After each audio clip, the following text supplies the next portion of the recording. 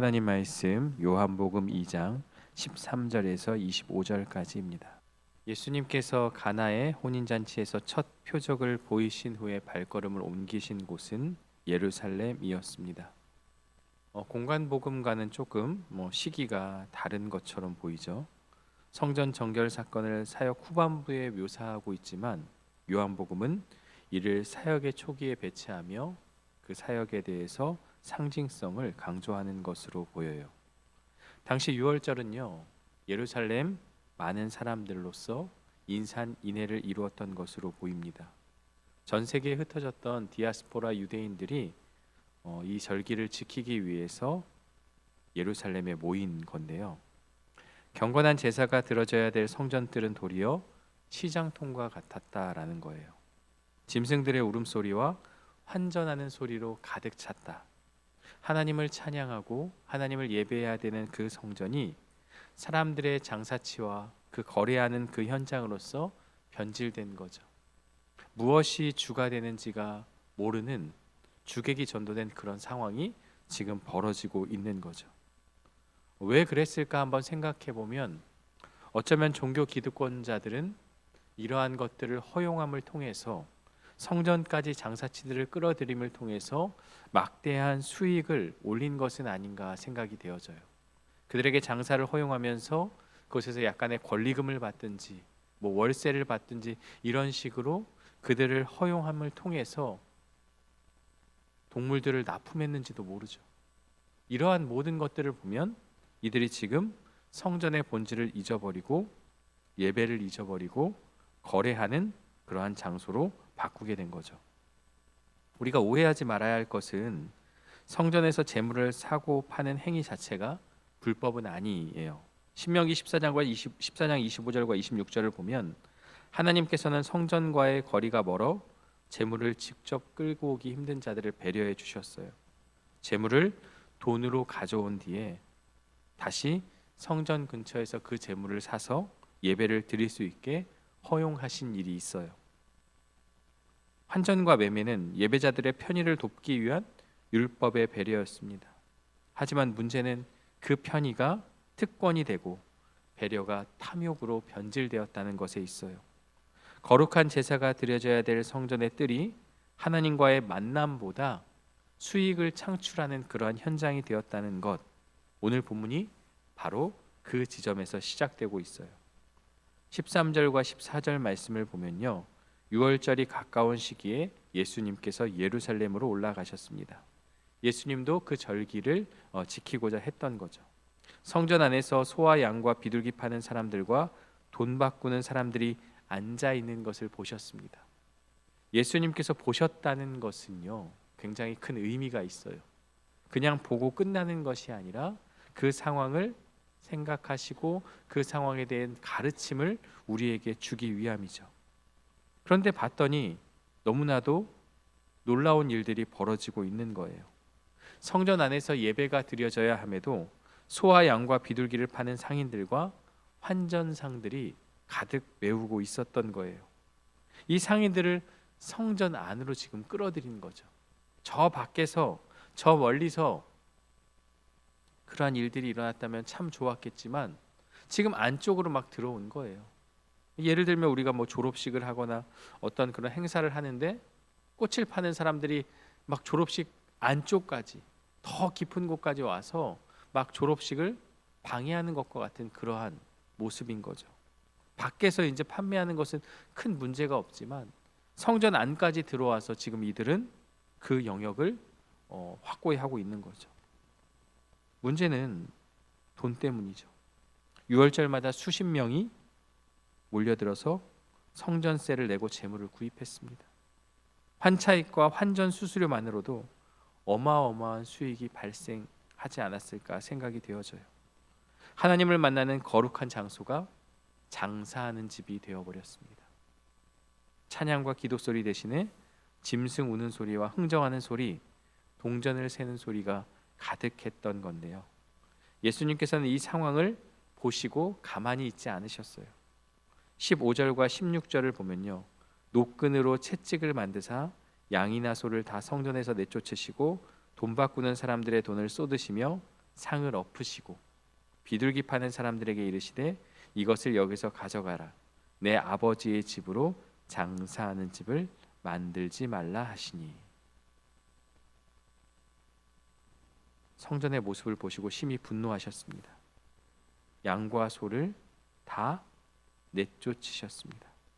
15절에 보면 양이나 소를 다 성전에서 내쫓으시고, 이 다라는 게 중요하죠. 일부가 아니라 전부를 다 내쫓았던 거예요. 돈을 흩으시고 상을 뒤엎으셨습니다. 예수님의 분노의 이유가 무엇입니까? 지금 내가 왔는데 아무도 나에게 관심을 가져주지 않고 장사하는 데만 저들이 몰두하고 있구나, 그게 아니죠. 이곳은 성전이고 하나님을 예배하는 곳인데 그곳에 대한 본질이 사라지고 장사하는 그들로 하여금 예수님께서 지금 가르침을 주고 있는 거예요. 이곳은 당신의 백성들을 하나님이 만나주시고 기도하는 그러한 거룩한 곳임에도 불구하고 하나님 아버지의 집이 강도의 소굴이 되어버렸다는 것에 있어요. 그래서 예수님은 분노하시고 다 뒤엎으시고 장사하지 말라고 책망하신 거예요. 그런데 예수님의 분노는 바로 무엇에 대한 분노입니까? 성전 그 자체의 기능을 오해하는 모든 자들에 대한 고발인 거예요. 예수님은 성전의 본질을 회복하고자 하셨습니다.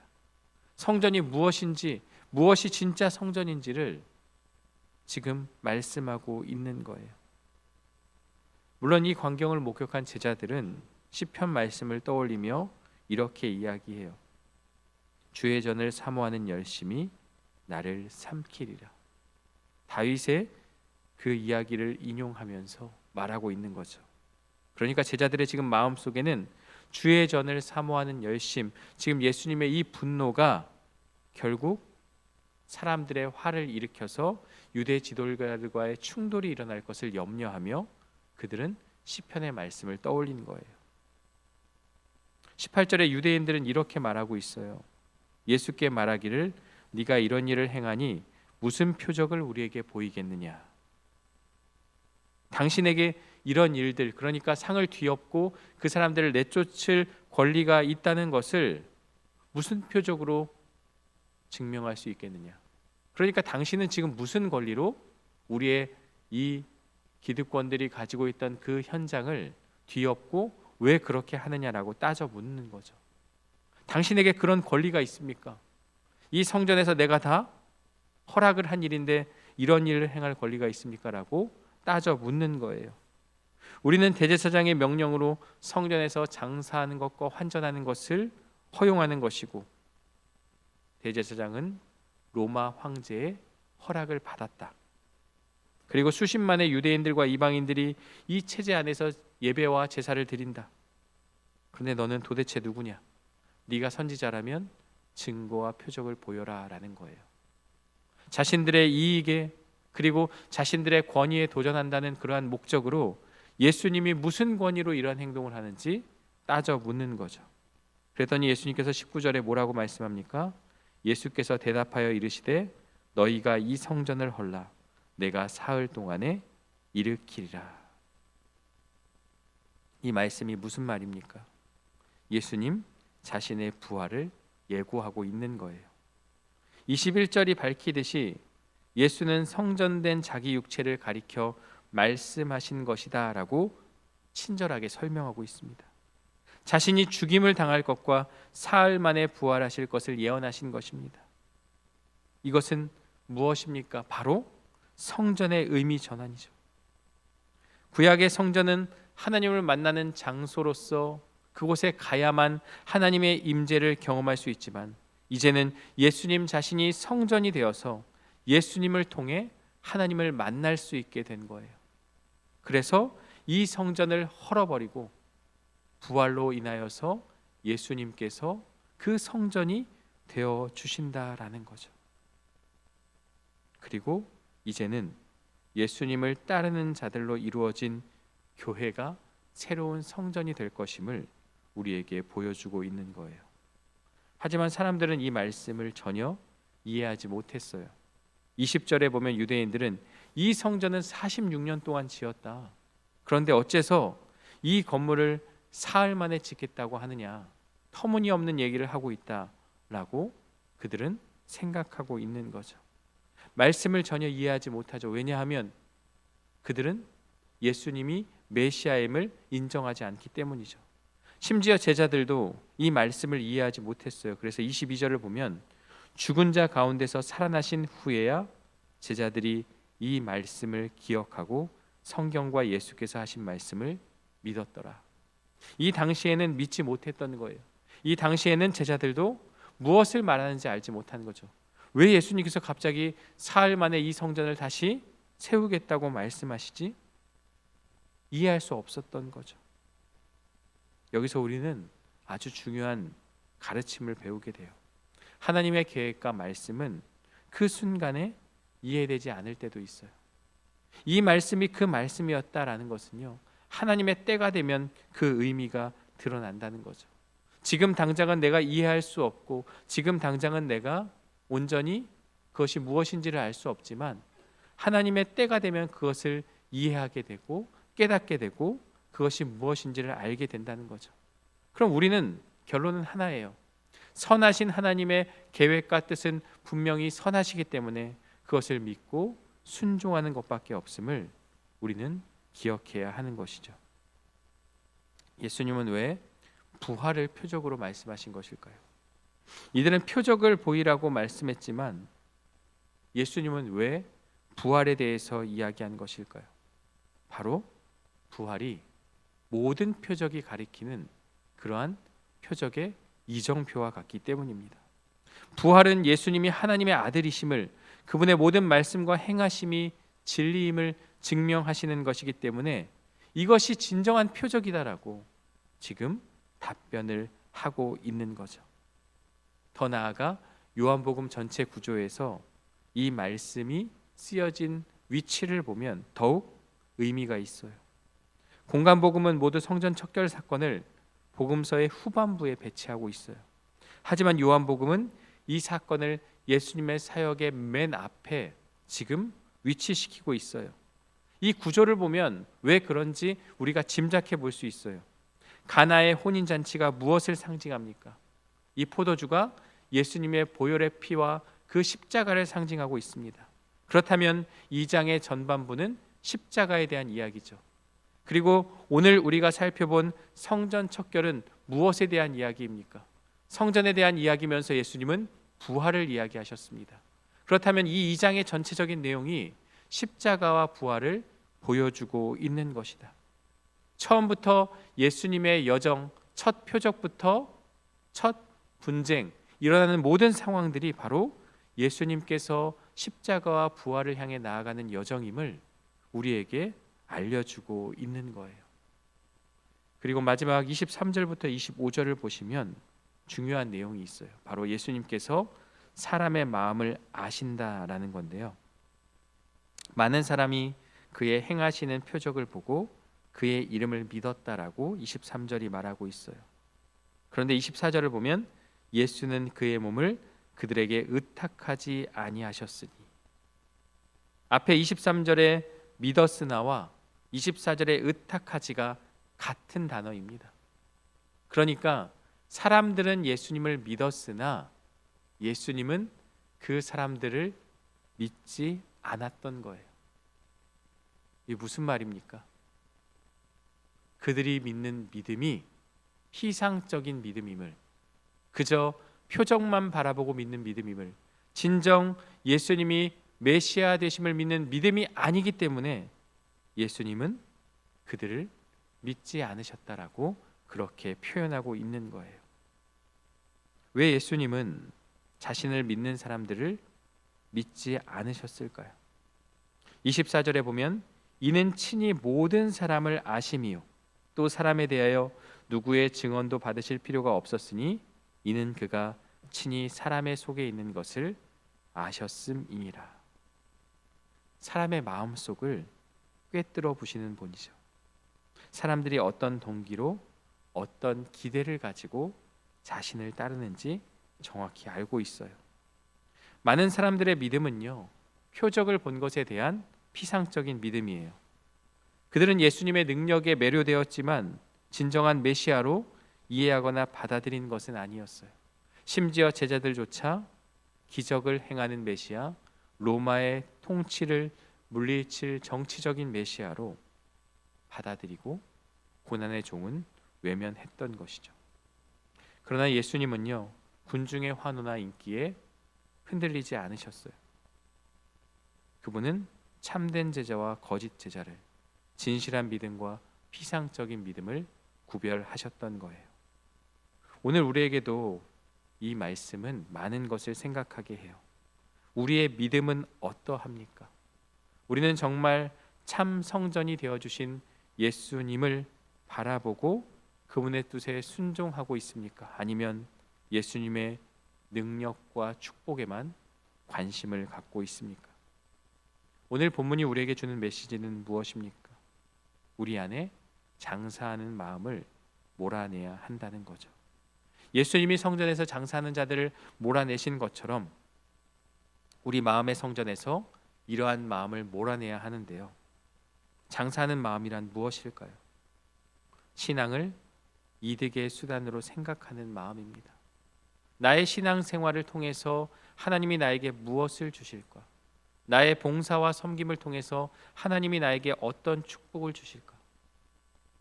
나의 경건의 모습을 통해서 하나님이 내 삶을 형통하게 해주실까? 이런 마음이 다 장사치와 같은 마음이에요. 내가 시간을 들이고 마음을 들이고 물질을 들였으니까 하나님도 나에게 이것을 해주셔야 되지 않습니까? 기브 앤 테이크의 마음으로, 본전 생각하는 마음으로, 순수한 마음이 아니라 장사하는 마음으로 하나님을 섬기고 하나님을 따랐다면 여기에 있는 장사치들과 다를 바가 없다는 것을 우리에게 말씀하고 있는 거예요. 때로는 우리는 하나님보다 돈을 더 사랑할 때가 있어요. 여기 있는 저도 돈에 대해서는 참 필요하고 좋은 것이지만 그것이 하나님보다 우선되어야 되지 않음을 늘 기억하고 생각해야 하는 것이죠. 예배와 봉사를 하면서도 속으로 계산하는 거예요. 내가 이만큼을 했으니 하나님이 알아주시고 나에게 무언가를 주시겠지. 보상을 기대하는 거래적인 마음, 바로 그것이 이러한 장사하는 마음이라는 거죠. 예수님은 오늘도 우리에게 묻는 것 같아요. 내 아버지의 집으로 장사하는 집을 만들지 말라. 여러분, 성전은 이제 우리 자신이 된 거예요. 예수님이 우리와 함께 하시기 때문에 성전은 바로 곧 우리 자신이기도 합니다. 이곳을, 내 마음을 그러한 것들로 채우고 있다면 우리도 이들과 다를 바 없는 장사치와 같다는 거죠. 그렇기 때문에 우리는 이것을 생각해야 돼요. 예배를 드릴 때 진정으로 하나님을 만나기를 원하십니까? 아니면 습관적으로 의무를 이행하는 것입니까? 혹시 예배를 드리지 않으면 하나님이 칠까봐 두려워서, 그것이 두려워서 드린다면 그건 역시도 이러한 마음과 다를 바가 없다는 거예요. 섬길 때 사람들에게 혹은 어떠한 보상을 인정받기를 원하십니까? 아니면 주님을 기쁘시게 하기를 원합니까? 우리의 목적이 주님을 기쁘시게 하는 것이 되어야 함을 우리는 기억해야 하는 것이죠. 본문은 또한 부활 신앙에 대해서 말씀하고 있어요. 예수님은 십자가에서 죽으시고 사흘 만에 부활하셨습니다. 부활은 단순한 과거의 사건이 아닙니다. 신앙의 핵심이며 삶의 원동력이죠.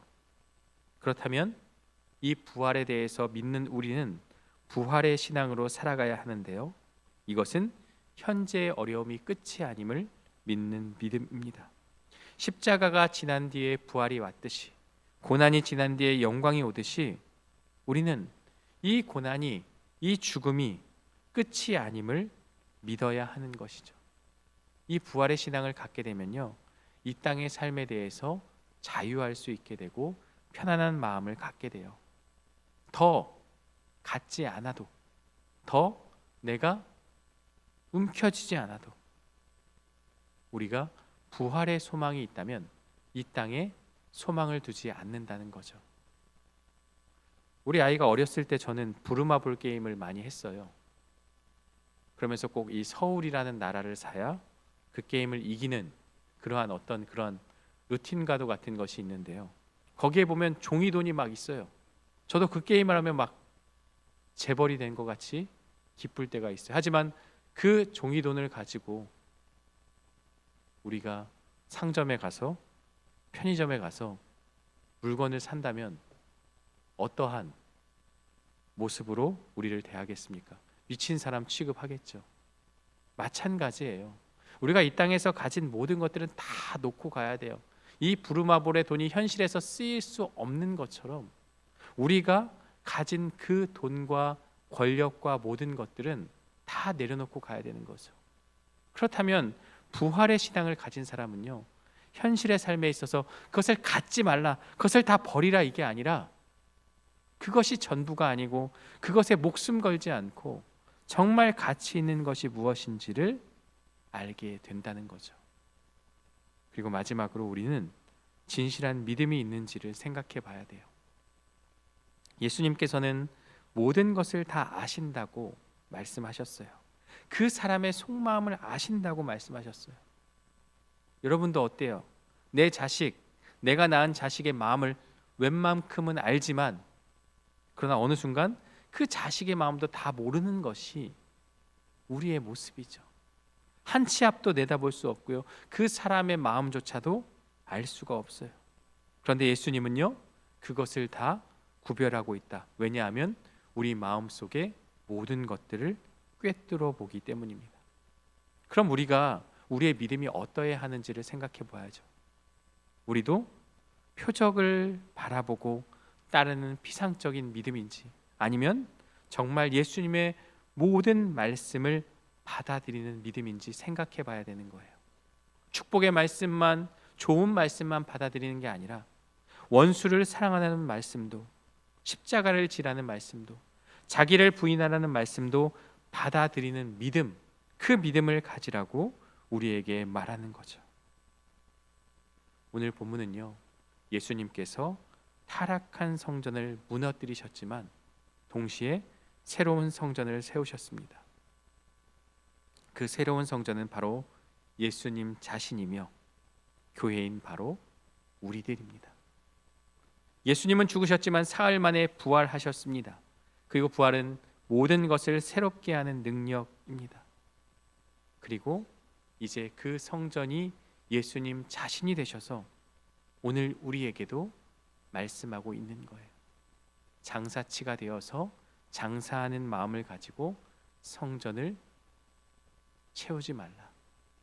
너희 몸이 곧 성전이니 내 안이 거하는 그 곳이 하나님과 함께하는 거룩한 곳이 되어야 하기에 내 마음에 장사하는 마음이 있다면 과감하게 내어버리고 그 안을 거룩한 것으로 예수님을 향한 마음으로 가득 채우는 역사가 오늘 저와 여러분 가운데 있기를 주님의 이름으로 간절히 축원합니다. 함께 기도하겠습니다.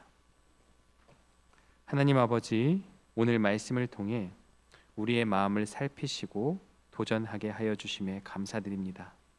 우리 안에 장사하는 마음이 있다면 주님의 채찍으로 몰아내 주시고 오직 주님만을 사랑하고 주님께만 영광을 돌리는 온전한 예배자가 될 수 있도록 인도하여 주옵소서.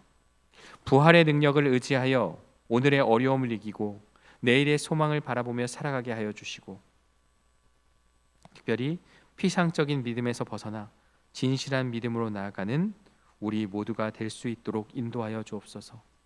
주님의 말씀에 골라서 순종하는 그러한 얄팍한 믿음이 아니라 때로는 불편하고 때로는 순종할 수 없을 정도로 마음이 힘든 그러한 말씀이라 할지라도 그 말씀 앞에 진실된 마음으로 순종하여 나아가는 우리 모두가 될 수 있도록 인도하여 주옵소서.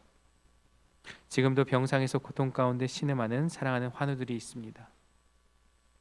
우리가 함께 그들을 위해 기도하게 하여 주시고 특별히 큰 수술과 또한 여러 가지 질병으로 인해 아픔 가운데 있는 성도들을 주님 위로하여 주시고 그 모든 과정 가운데 하나님의 함께 하심을 붙잡고 힘을 얻을 수 있도록 인도하여 주옵소서.